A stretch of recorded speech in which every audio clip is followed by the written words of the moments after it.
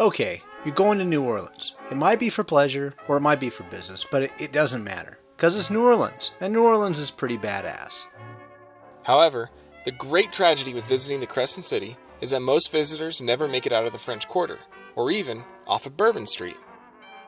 And so when they leave, they take with them the perception that this beautiful and historic city is nothing more than a row of nightclubs, strip joints, and tourist trap bars, each competing with the other for your buck with sweet, syrupy concoctions that would make you want to gag any other night of the week. Now don't get us wrong, we've enjoyed our time in the French Quarter and on Bourbon Street, but then again, we visited places with a little more history. But we were also fortunate enough to be invited out of the French Quarter. We headed uptown, to a part of the city few visitors see, where meandering streets and closely knit neighborhoods all converge at the local watering hole. We specifically hit this place, Henry's Uptown Bar, which has been quenching the thirst of locals for nearly 113 years. It was originally called Crone's Bar, but was later named for the colorful owner who ran it for over half a century. It was an uncle, that had it originally. It was probably Miss Dotsey's dad's brother.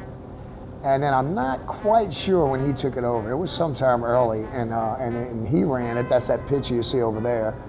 And then it was one of the first, trying to get him to get drafted, it was one of the first places they have draft beer, which we don't have now. I'm trying to get him to do that again.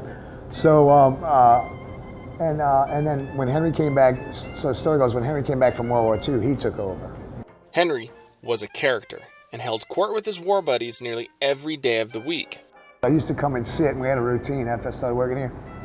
He would come in early in the morning, and he was still living in the back, and he would sit and hold court, and it was all his old buddies. Guys been knowing each other forever. So then I'd take over, but I'd come and sit like about right there, put my feet up on the stool, and they all hung down there. And they just cracked on one another the whole time they was here. There's this guy, Red Rose, and he's dead now. And apparently he was always telling everybody he's gonna bring them figs from his tree, and never did. So everybody's like, where's my figs, right?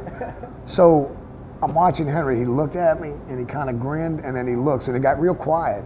And he looks right at Red, and he goes, you always was a asshole, Red, and then it just started again. And that's the kind of used to do, And I'd sit there and laugh. It was like better than watching cartoons when I was a kid, Because you never know what they were going to say to one another. And if you would have walked in, you thought they hated one another, But that was like the Uptown Rat Pack, those guys. Oh my God.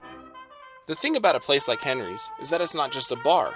It's like a community center where locals gather for events, for the sad times, and for the good. Now, when I came back after Katrina, the first night I came back, my friend Chucky finally got me out of the house because I just wouldn't come out, And they still had rolling blackouts. And the power was out, and they had a bunch of people out here, Mike and Ashley, that's when I met them. And they had a generator running the beer box and the karaoke machine. And everybody was on the sidewalk, it was friggin' packed. As soon as you walk up, they handed you shots of tequila that, make you think you can sing. The bar's seen its share of celebrities, and because it's on the main parade route for Mardi Gras, it has its share of crazy stories. But one of the most notorious originates from this house, just a few blocks down from Henry's. This is the house of Lee Harvey Oswald, who paid a visit to Henry's not too long before he wrote his own name into history. He came in, because they used to have a little store in there where they sold like bread, luncheon meat, stuff like that. And supposedly he wanted to come in. You want me to top that off for you? Okay. And so he wanted to see himself on TV. And Henry, told him, they were watching baseball. He said, that's for sports, So he kind of he snapped at Henry, and I heard Henry just basically ran the hell out of him, and from what I understand, he didn't mess with Henry when as his younger brother used to say, Henry, I'd knock a mofo out. He didn't say it like that. Oh yeah, he'll knock you out. And then afterwards, like I said, when Kennedy got killed, they retraced his steps, and that's when Henry told him, FBI came by here, how do you know him, and all this, and he's like, all I know about him is a little asshole, so I'll put him out. And that's basically it.